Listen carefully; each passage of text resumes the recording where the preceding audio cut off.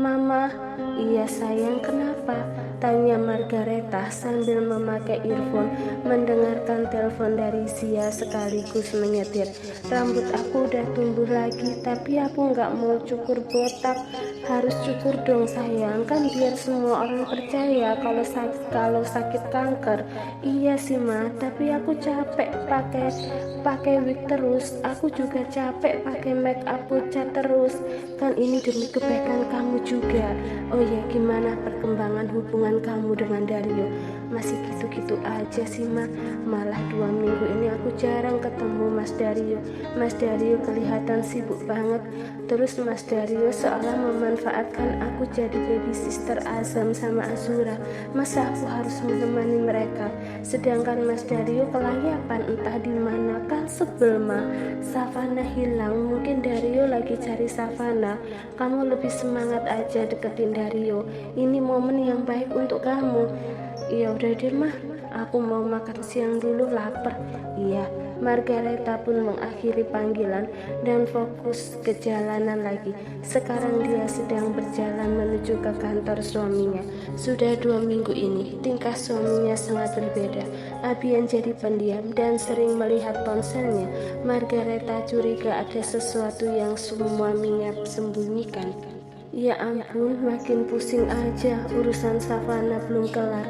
Terus sekarang Mas Abian jadi mencurigakan gini. Margareta khawatir dan takut tiba-tiba Abian merasakan ingatan batin dengan Savana. Atau mungkin selama 2 minggu ini Abian juga ikut mencari Savana bersama Arsen. Atau mungkin juga Arsen memberitahu Abian kemungkinan Savana anak kandungnya.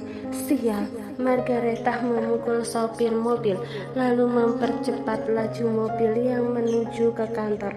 Begitu sampai di sana, Margareta melihat mobil suaminya keluar dari basement bawah tanah parkiran. Tanpa menunggu lama, Margareta langsung memutar mobil dan mengikuti mobil suaminya. Margareta yakin itu mobil suaminya, ditambah lagi tadi kaca mobil terbuka dan Margareta melihat dengan jelas Arsen sedang tertawa bersama Abian. Ya ampun, bikin overthinking aja. Margareta memutuskan untuk mengikuti mobil suaminya. Setelah sekian menit perjalanan, mobil Abian masuk ke dalam restoran. Abian dan Arsen bersamaan turun dari mobil dan masuk ke dalam restoran. Margareta masih diam di dalam mobil mengawasi mereka. Setelah 5 menit berlalu, Margareta pun keluar dari mobil. Saat masuk ke dalam restoran, tiba-tiba ada seseorang yang menabraknya sampai Margareta terhuyung-huyung. "Maaf, saya tidak sengaja." "Berani sekali kamu Suara Margareta tercekat saat melihat siapa orang yang telah menabraknya. Ayuma." Elsa mengernyitkan alis, heran melihat perempuan ini yang seperti mengenalnya. Padahal Elsa tidak mengenal perempuan ini, tapi entah mengapa wajah perempuan ini tidak asing di ingatan Elsa. "Kamu Ayuma?" "Bukan, saya bukan Ayuma, saya..." Belum sempat Elsa menyelesaikan kalimatnya, Margareta menggenggam pergelangan tangannya dan menyeretnya menuju ke mobilnya. "Lepas, apa-apaan kamu? Kamu ikut saya. Kamu ikut saya." Tiba-tiba di kepala Elsa terngiang-ngiang kalimat itu. Elsa merasa tidak asing dengan kalimat itu. Elsa merasa seperti pernah di situasi seperti ini. Seseorang menarik-narik tangannya dan memaksanya masuk ke dalam mobil. "Kamu tidak akan bisa pergi," ucap Margareta sambil terus menarik Elsa. "Kamu tidak akan bisa pergi." Kembali kalimat yang diucapkan perempuan itu terngiang di kepala Elsa. Elsa menangkis tangan Margareta dan memegang kepalanya yang tiba-tiba sakit. Potongan-potongan adegan seperti kaset rusak satu persatu muncul di kepala Elsa. Elsa memejamkan mata dan menutup rapat-rapat telinganya. Ayumah, sini kamu. Margaretha kembali menarik tangan Ayumah. Ayumah, sini kamu. Margaretha tidak memperdulikan Ayumah yang kesakitan. Margaretha juga kaget melihat Ayumah masih hidup dan tiba-tiba muncul di depannya. Jangan sampai Abian dan Arsen melihat Ayumah. Aku gak akan melepaskan kamu, ucap Margaretha. Aku gak akan melepaskan kamu. Lagi dan lagi setiap kalimat yang diucapkan perempuan itu muncul di kepala Elsa. Kepala Elsa semakin pusing sampai rasanya ingin pecah.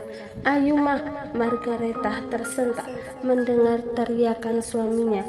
Abian berjalan ke arahnya diikuti Arsen di belakangnya. Ayumah! Abian menghampiri Ayumah dan merangkul pundaknya. Abian khawatir sekali melihat wajah pucat Ayumah. Elsa menatap Abian dengan sorot mata sayu, lalu pandangan mulai mengabur dan tidak sadarkan diri. Ayumah! Teriak Abian sambil menepuk-nepuk pipi Ayumah. Arsen segera menghampiri papanya dan membantu Ayumah masuk ke dalam mobil. Sementara Margaretha masih terdiam di tempat dengan syok sampai tidak bisa berkata apa-apa. Bagaimana bisa Ayumah masih hidup? Margaretha menatap kepergian mobil Abian. Hati Margaretha bagi tersayat-sayat melihat betapa perhatiannya Abian pada Ayumah. Bahkan tadi Abian sama sekali tidak melirik ke arahnya. Sesampainya di rumah sakit, Abian langsung membawa Ayumah ke salah satu ruangan. Dokter memeriksa keadaan Ayumah. Abian menemani dokter di ruangan, sementara Arsen di luar menelpon Victor untuk memberitahu kondisi Ayumah. Bagaimana dok keadaan istri saya? Tanya Abian. Tekanan darahnya tinggi. Dokter menjelaskan kondisi Ayumah sambil membaukan minyak kayu putih di hidung Ayumah. Perlahan Ayumah membuka mata karena kepalanya sakit. Ayumah memejamkan mata kembali, lalu begitu membuka mata pandangan harus tertuju pada mata Abian. Ayumah, panggil Abian. Saya di mana? Tanya Elsa sambil berusaha duduk. Abian tengah dengan cekatan membantu Elsa duduk. Kamu di rumah sakit, kamu tadi pingsan. Apa kamu mengingatku? Abian menatap lekat mata Ayumah. Abian berharap ingatan Ayumah pulih. Tapi kamu Abian, ayahnya Arsen kan yang kehilangan istri kamu bernama Ayumah? Seketika bahu Abian merosot mendengar ucapan Ayumah. Padahal tadi Abian sudah sangat berharap. Dengan tiba-tiba Ayumah merasa sakit kepala. Ingatan-ingatan masa lalunya muncul kembali, tapi ternyata Ayumah sama sekali tidak mengingatnya. Mama, Elsa menoleh ke arah pintu. Victor menghampirinya, diikuti Arsen di belakangnya. Mama kenapa? Tanya Victor panik. Sepanjang perjalanan dari kantor menuju ke rumah sakit, Victor tak tenang. Begitu melihat kondisi mamanya baik-baik saja, hati Victor sedikit lega. Mama gak apa-apa, cuma kecapean aja. Victor mengalihkan pandangan pada dokter yang masih ada di ruangan. Apa mama perlu menginap dok? Tidak perlu, kondisi pasien secara keseluruhan baik. Tapi jika ingin mengetahui lebih jauh penyakitnya, saya sarankan untuk uji darah. Elsa menggeleng. Mama mau langsung pulang, cek darahnya bisa kapan-kapan saja. Mama capek, mama mau istirahat di rumah saja. Iya ma, ucap Victor sambil membantu mamanya turun dari berangkar. Saya ikut mengantar kalian, ucap Abian. Tidak perlu om, saya bisa sendiri. Dan mulai sekarang tolong jangan ganggu mama saya lagi. Selama 2 minggu ini saya sudah memberi om kesempatan untuk memulihkan ingatan mama. Tapi sampai sekarang ingatan mama tidak kembali juga. Justru kondisi mama jadi drop seperti ini. Saya mohon pengertiannya om, permisi. Tanpa menunggu jawaban Abian atau Arsen, Victor merangkul pundak mamanya dan membawanya keluar ruangan. Abian menghela nafas lesu. Apa tadi Ayuma sudah mulai ingat saat bertemu dengan Margareta? Tanya Abian sambil menoleh pada Arsen. Arsen mengedikkan bahu. Mungkin iya. Sepertinya ingatan Ayuma terpancing setelah bertemu Margareta. Kenapa kamu melarang papa mempertemukan Ayuma dengan mama kamu? Abian kesal. Selama 2 minggu ini setiap Abian ingin mempertemukan Ayuma dan Margareta, Arsen selalu melarangnya karena bahaya. Bahaya apa? Aku curiga mama terlibat menculikan mama Ayuma. Abian ternganga. Arsen, papa tahu kamu tidak menyukai mama kamu, tapi bukan berarti kamu menuduh mama kamu menculik Ayuma. Mama kamu dan Ayuma bersahabat. Aku serius, Pak. Aku mengatakan ini bukan karena aku membenci mama. Coba papa selidiki lagi. Papa pasti banyak menemukan kejanggalan. Arsen meninggalkan ruangan, sementara Abian masih terdiam di tempat. Rasanya tidak mungkin Margareta menculik Ayuma. Lagi pula untuk apa Margareta menculik Ayuma? Entahlah, Abian pusing. Hati-hati Ma. Victor membaringkan Elsa di atas kasur, lalu duduk di tepi kasur dan menggenggam tangan mamanya. Mama baik-baik aja. Kalau kamu ada pekerjaan di kantor, kamu lanjut kerja aja. Aku gak mungkin ninggalin mama dalam kondisi seperti ini. Mama gak apa-apa, mama hanya perlu istirahat. Victor menggeleng. Aku akan tetap menemani mama di rumah. Mama istirahat aja di kamar. Kalau mama butuh sesuatu, panggil aku aja. Aku ada di ruang tengah, sekalian lanjutin baca berkas-berkas klien. Elsa mengangguk. Maaf ya menyusahkan kamu. Enggak dong Ma, menyusahkan apa sih? Kalau aku sakit mama juga merawatku. Oh ya, mama sudah makan siang. Mau aku ambilkan makan? Enggak, mama enggak lapar. Mama mau tidur aja. Ya udah kalau gitu aku keluar ya. Iya. Victor mengusap lengan mamanya dan keluar dari kamar. Setelah pintu tertutup, Elsa terduduk. Turun dari ranjang, Elsa mengambil ponselnya. Dia membuka aplikasi email dan mengirim email pada seseorang. andrewbarak@gmail.com. Elsa mengetik pesan dan menceritakan pada abangnya apa yang terjadi selama ini padanya. Tak lupa Elsa juga mengirim fotonya sebagai bukti bahwa dirinya benar-benar Ayuma. Setelah itu Elsa mengirim email. Semoga saja email Bang Andrew masih aktif. Sambil menunggu balasan, Elsa terduduk lemas di tepi kasur. Benar, ingatan Ayuma pulih. Saat bertemu dengan Margareta, potongan-potongan ingatan masa lalunya kembali bersatu. Ayuma mengingat semuanya, sebelum dia kecelakaan maupun sesudah kecelakaan. Saat di rumah sakit tadi, Ayuma pura-pura hilang ingatan. Ayuma harus mencari bantuan untuk menyelamatkan dirinya sendiri dulu. Satu nama yang muncul dalam kepala Ayuma, Andrew Barak, abang yang selalu ada untuknya. Di tengah lamunan Elsa, notifikasi email berbunyi. Senyum Elsa mengembang mendapat notifikasi email abangnya. Ayuma, ya Tuhan, Ayumaku, ini beneran kamu, sweetie. Senyum Ayuma mengembang mendapat notifikasi email abangnya. Andrew pernah bilang, jika suatu hari mereka hilang kontak, hubungi saja melalui email itu. Untung saja emailnya masih aktif.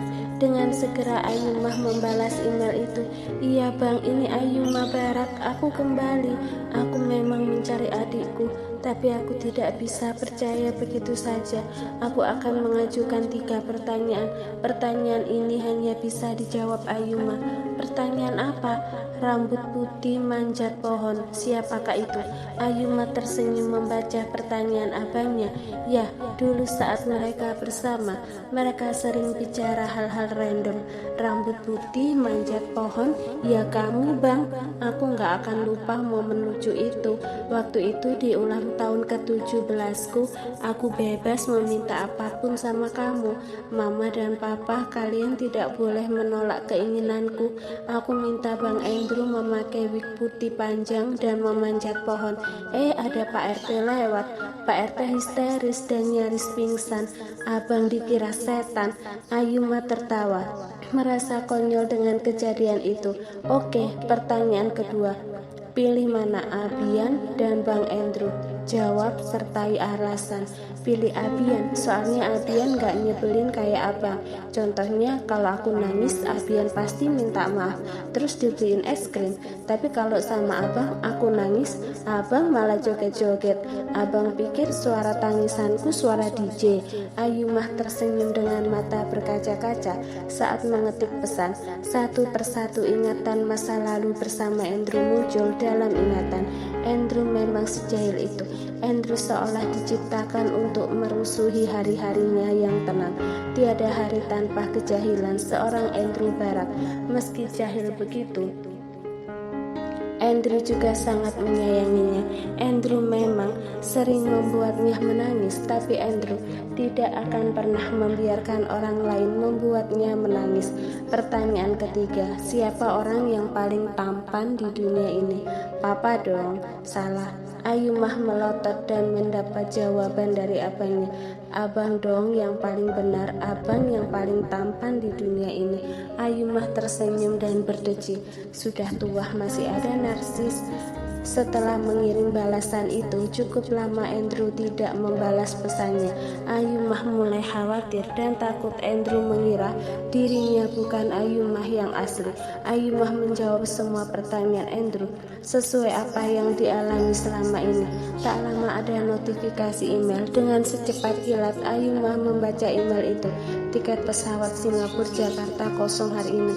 Adanya penerbangan untuk besok pagi. Ayumah tersenyum lega. Ternyata Andrew lama membalas email karena sedang mencari tiket pesawat. Ciri khas Andrew tidak banyak bicara, tapi langsung action. Ayumah terharu sekali sama tidak bisa mengatakan apa-apa. Abang akan segera datang, kamu hati-hati di sana. Iya bang, aku tunggu ya, jemput aku. Ayumah menghela nafas lega, lalu berbaring di kasur dengan pandangan menyapu langit-langit kamar. Air mata mengalir dari sudut mata. Semakin lama, semakin Ayumah mencoba mengingat masa lalu. Air mata mengalir semakin deras. Dengan segera Ayumah menyimpan mulutnya dengan punggung tangan agar tangisannya tak didengar oleh Victor yang ada di luar kamar. Ya Tuhan, Ayumah masih tidak menyangka setelah 25 tahun ingatannya bisa kembali. Bahkan sampai detik ini, tangan dan kakinya masih gemetar. Jika tidak bertemu dengan Margaretha, mungkin selamanya Ayumah tidak akan pernah mengingat lagi Margaretha. Ayumah mengepalkan tangan dengan kuat dan sorot mata memerah marah. Rasa percaya yang begitu besar pada sahabat menjadi bumerang untuk Ayumah sendiri. Sedikit pun tidak ada rasa curiga Margaretha akan menusuk dari belakang. Margaretha terlihat selalu mendukung pernikahannya dengan Abian, tapi ternyata diam-diam Margaretha menyusun rencana merebut Abian darinya. Ayumah sama sekali tidak menyangka Margaretha setega itu sampai menculiknya demi ambisinya mendapatkan Abian dan menjadi Nyonya Bagaskara. Kamu akan mendapat balasan setimpal. Aku pastikan kamu akan menyesali perbuatan kamu. Sudah cukup selama 25 tahun ini kamu menari-nari di atas awan. Sudah cukup kamu tertawa di atas penderitaanku dan anakku. Kini saatnya kamu kembali ke asalmu. Sampai Ayumah bisa mengendalikan situasi dan merasa aman, Ayumah baru akan jujur pada semua orang, Victor dan Vernon. Untuk sekarang yang menjadi fokus Ayumah adalah putrinya. Putriku, lirik Ayumah sendu. Saat itu Ayumah melahirkan di salah satu rumah bodyguard Margaretha. Tak lama setelah putrinya lahir ke dunia, orang-orang suruhan Margaretha datang. Ayumah melarikan diri bersama putrinya dalam gendongan karena takut putrinya dibunuh. Ayumah meninggalkan anaknya di depan sebuah panti asuhan. Ayumah tidak bisa melihat dengan jelas nama panti asuhan perasaan itu karena saat itu hujan lebat. Setelah melepaskan kalung leontin biru dan meletakkan di bedong putrinya dengan segenap kekuatan sambil menahan sakit habis lahiran, Ayuma berlari, tapi naasnya dia tertabrak. Ayuma beruntung karena saat itu yang menabrak mobilnya adalah laki-laki baik seperti Fiden. Fiden membawanya ke rumah ini dan merawatnya dengan baik. Ayumah yang saat itu hilang ingatan jatuh cinta pada perlakuan baik Fiden. Akhirnya menikah. Apa kamu masih hidup, nak?